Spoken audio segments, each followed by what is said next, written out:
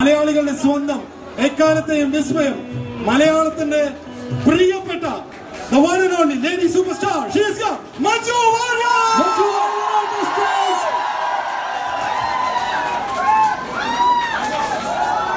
That's Manju Warrier for us, ladies and gentlemen. Thank you so much, Srimati Manju Warrier, for gracing this occasion. And this is the moment, ladies and gentlemen. Excuse me, just take picture. One group picture, please. ദിലീപിനെതിരെ ഗൂഢാലോചന case കൊടുമ്പിരി കൊള്ളുമ്പോൾ ഗൾഫിൽ അടിച്ചു പൊളിച്ച മഞ്ജു വാര്യർ. നടി ആക്രമിക്കപ്പെട്ട case പുറത്തു വരുമ്പോൾ ഗൂഢാലോചനയുണ്ടെന്ന് ആദ്യം പറഞ്ഞത് നമ്മുടെ ലേഡി സൂപ്പർ സ്റ്റാർ മഞ്ജു വാര്യരാണ്. മഞ്ജു ഊതിവിട്ട ഈ ഒരു തീപ്പൊരി കത്തിപ്പടർന്നപ്പോൾ ചാമ്പലായത് മുൻ ഭർത്താവും നടനുമായ ദിലീപും. ദിലീപിനെ അറസ്റ്റ് ചെയ്ത് പോലീസ് ജയിലിലടച്ചപ്പോൾ ഇതൊന്നും കാണാനോ കേൾക്കാനോ മഞ്ജു വാര്യർക്ക് സമയമില്ല. ദിലീപ് കുറ്റം ചെയ്തെന്നും ഇല്ലെന്നും ആരോപണങ്ങൾ നടക്കുമ്പോൾ സിനിമാ ഷൂട്ടിങ്ങും ഉദ്ഘാടനങ്ങളുമായിട്ട് ബന്ധപ്പെട്ട് ഒരു സ്ഥലത്ത് നിന്നും മറ്റൊരു സ്ഥലത്തേക്ക് പാറി പറന്ന് നടക്കുകയാണ് മഞ്ജു.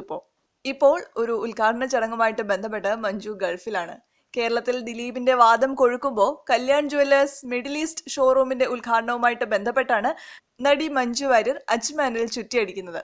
തമിഴ് നടൻ പ്രഭുവും മഞ്ജുവിനൊപ്പമുണ്ട്.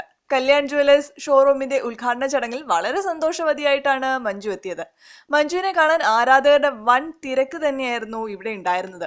ആരാധകർ കൈകൾ വീശി വളരെ സന്തോഷത്തോടെയാണ് നടിയെ ഏറ്റെടുത്തത്. നാട്ടിൽ നടക്കുന്ന ഈ കോലാഹലങ്ങളൊന്നും തന്നെ ബാധിച്ചിട്ടില്ല എന്ന് ആ മുഖത്ത് വളരെ വ്യക്തമാണ്. വലിയൊരു ആത്മവിശ്വാസവും മഞ്ജുവിന്റെ മുഖത്ത് നിന്ന് നമുക്ക് കാണാം. എല്ലാവർക്കും സ്നേഹം നിറഞ്ഞ നമസ്കാരം.